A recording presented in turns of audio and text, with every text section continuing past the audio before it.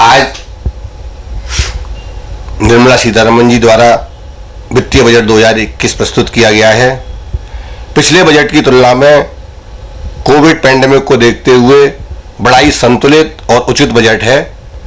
इस बजट की सबसे बड़ी खूबसूरती यह है कि पब्लिक को इस बात का डर था कि सरकार कोई ना कोई नया टैक्स सेस के रूप में या अन्य किसी रूप में लगाएगी, जिससे कि वित्तीय ढांचे की जो लॉस वित्तीय आपूर्ति है उसको पूरा किया जा सके। लेकिन सरकार ने ऐसा कुछ नहीं किया है। पूरा टैक्स स्ट्रक्चर सेम है, कोई बदलाव नहीं किया गया है, कोई भी नया टैक्स नहीं लगाया गया है। दूसरी इसकी सबसे बड़ी विशेषता यह है कि सरकार ने इंफ्रास्ट्रक्चर पर काफी जोर दिया है।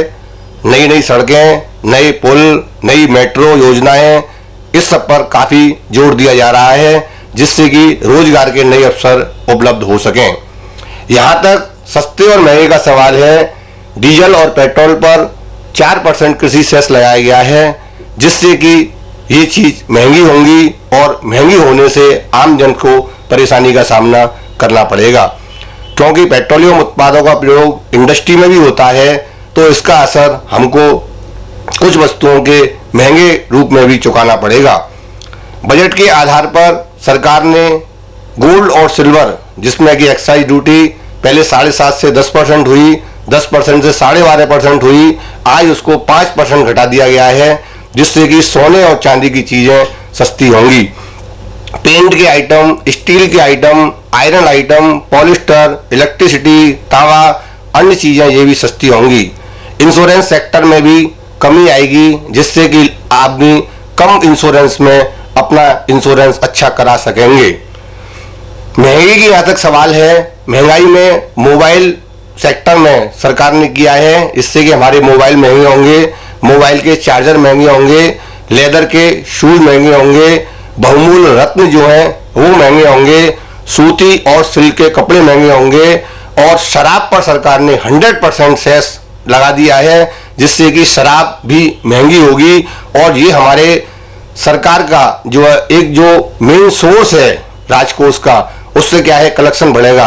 आपको याद हो कि कोविड के समय भी सरकार ने जब घाटा था उसको पूर्ति करने के लिए शराब की दुकानों को तुरंत खोल दिया था, जिससे कि राज्य सरकार और केंद्र सरकार के काफी जो है वो राजकोष में जो है वो वृद्धि हुई। तो इस शराब पर जो सेस बढ़ाया है उससे सरकार के खजाने जो है वो दोबारा बढ़ेंगे और जिससे डेवलपमेंट के काम हो सकेंगे। यहां तक डायरेक्ट टैक्स का जीएसटी का सवाल है। जीएसटी को आज 4 वर्ष पूरे हो गए हैं। सरकार ने जीएसटी में भी सराहनीय कदम उठाए हैं।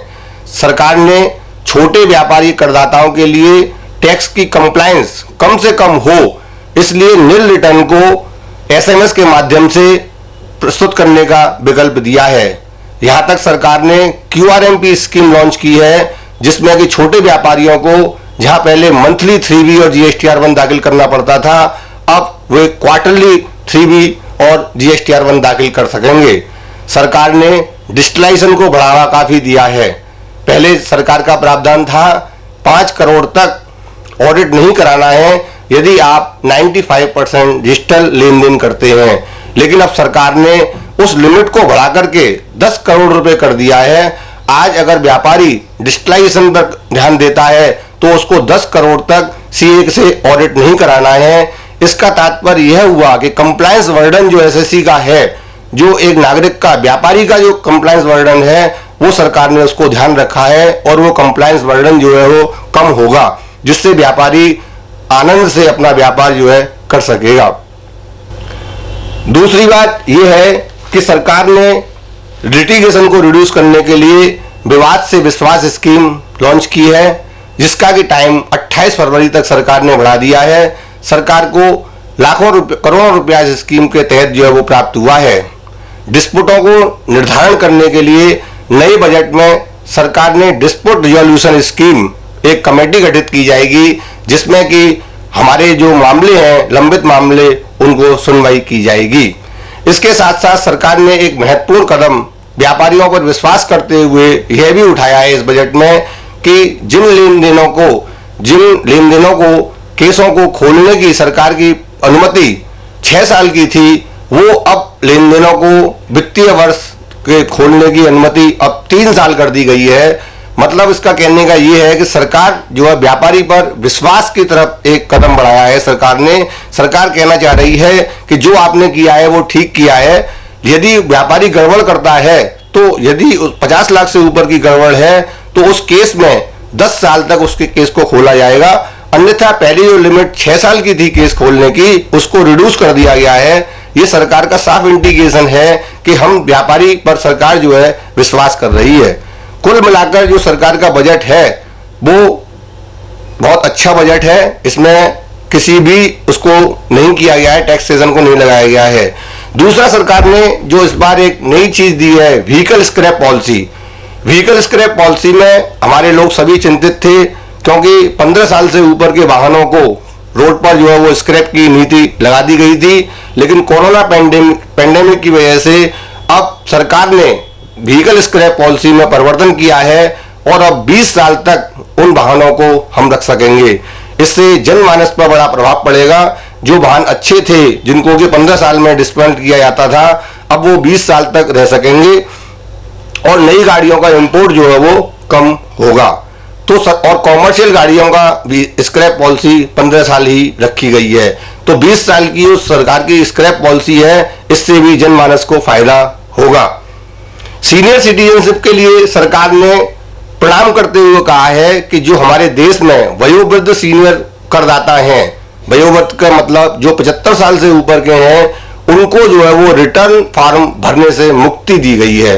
अगर उनकी आय सिर्फ पेंशन और ब्याज से है तो उनको 75 साल से ऊपर वालों को आयकर का रिटर्न दाखिल नहीं करना पड़ेगा। ये हमारे सीनियर सिटीजनशिप के लिए मोदी सरकार ने एक बहुत बड़ी जो है राहत प्रदान की है कि उन वरिष्ठ लोगों को सीए और वकील के यहाँ नहीं जाना पड़ेगा और उनको रिटर्न भरने से मुक्ति मिल गई है। उच्च शिक्षा आयोग का गठन किया जाएगा।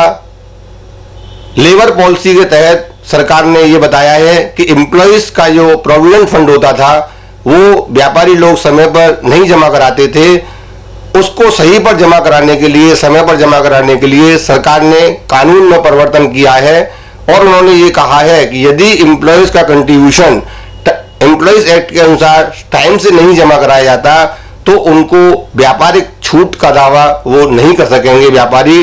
तो इस प्रावधान का ये फायदा होगा कि जो एम्प्लॉइज का प्रोविडेंट फंड का पैसा है, ईएसआई पीएफ का पैसा है, वो ड्यू टाइम से ही जमा हो जाएगा, जिससे कि एम्प्लॉइयों को जो है वो फायदा होगा। जो कंस्ट्रक्शन के लेबर के ठेकेदार हैं उनके लिए फूड पॉलिसी के लिए भी सरकार ध्यान दे रही है कि जिनको जो है वो हो सके। बेरोजगारी पर इसका कोई फर्क नहीं पड़ेगा, क्योंकि सरकार ने जो हमारा बजट बनाया है उसमें इंफ्रास्ट्रक्चर के लिए, रेल्स के लिए, पुल्स के लिए, मेट्रोस के लिए, हवाई जहाज के लिए इतने रोजगार के साधन सृजन किए हैं, इतना इंफ्रास्ट्रक्चर का फंड सृजन किया है कि उससे सब व्यक्तियों को जो है वो रोजगार मिलेगा और जो पैसा जो है वो सर्कुलेट होगा। इसलिए रोजगार की समस्या जो है वो देश में सॉल्व होगी। इसके लिए ही इंफ्रास्ट्रक्चर का गठन किया गया है। पिछली बार से ही और बेटर है। कोविड पैंडेमिक की सिचुएशन ज्यादा खराब थी, सरकार ने काफी इसको 1 साल से संकट को जो है वो किया है सरकार ने। साथ ही साथ मैं आपको एक बात और बताना चाहूंगा कि सरकार ने एमएसएमई इंडस्ट्री के लिए भी काफी कदम उठाए हैं। सरकार ये कह रही है कि आपको कोलेटरल फ्री, पहले आपको लोन लेने के लिए किसी चीज को रखकर, गिरवी रख करके जो है वो लोन मिलता था, अब सरकार कोलेटरल सिक्योरिटी फ्री आपको लोन दे रही है कि आपके पास में कोई सिक्योरिटी नहीं है फिर भी आपको लोन मिलेगा। उस लोन से क्या होगा सर कि वो जो आपकी इंडस्ट्रीज है वो अच्छी तरह से रन कर पाएगी। जब हमारी इंडस्ट्री रन होगी तो रोजगार निश्चित रूप से मिलेगा।